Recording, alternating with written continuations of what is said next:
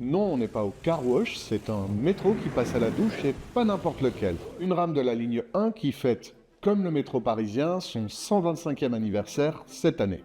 Lorsqu'elle est créée en 1900, la ligne est parcourue par des wagons en bois. Elle ne dessert que 8 stations sur une grande ligne droite entre les bois de Boulogne et de Vincennes, mais très vite, elle est plébiscitée.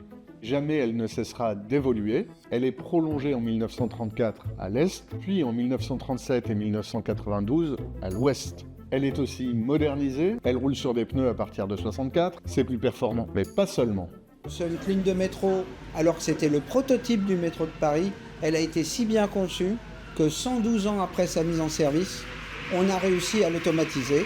Et aujourd'hui, on a une exploitation automatique qui est parfaitement rodée. Oui, depuis le 22 décembre 2012, aux heures de pointe, jusqu'à 50 rames desservent toutes les 85 secondes 25 stations sur les 17 km de la ligne 1, sans conducteur.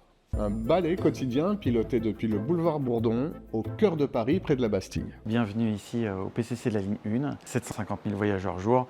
C'est la ligne la plus chargée du réseau métropolitain. On a 400 personnes sur la ligne 1 et on va avoir à peu près une trentaine qui vont exercer ici au PCC 24 heures sur 24 pour assurer la sécurité de nos voyageurs et leur offrir un transport de qualité. Étant donné qu'on n'a plus de conducteurs, on va avoir 600 caméras qui nous permettent de tout de suite zoomer sur le lieu où on pourrait avoir un problème. Des problèmes, il n'y en a pas des masses, en tout cas des problèmes graves, aucun depuis l'automatisation de la ligne, et dans tous les cas, sous le faux tableau de commande qui équipe les extrémités de chaque rame se cache un vrai tableau de commande. Un gage de sécurité, un souvenir du passé aussi, du passé de cette ligne qui, toute moderne qu'elle soit, révèle encore quelques traces de son histoire plus que centenaire. Parce que, par exemple, bien avant de desservir la Défense, elle s'arrêtait Porte-Maillot. Ici, nous sommes dans l'ancien terminus de la ligne 1, donc mis en service en 1900.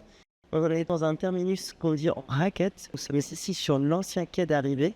Les voyageurs descendaient et pouvaient venir par cet escalier rejoindre la sortie. Ensuite, le train empruntait la boucle pour repartir dans l'autre sens. Et donc, de l'autre côté, nous avons le quai de départ. Un quai de départ qui a toujours son utilité. Ici, Porte-Maillot, on fait désormais de la petite maintenance, parce qu'une station fermée à la RATP n'est jamais une station abandonnée. Vous pouvez vous aussi découvrir les entrailles du métro parisien dans le cadre des Journées européennes du patrimoine. La ligne 1, c'est déjà complet, mais de nombreuses animations vous attendent ce week-end à la maison de la RATP.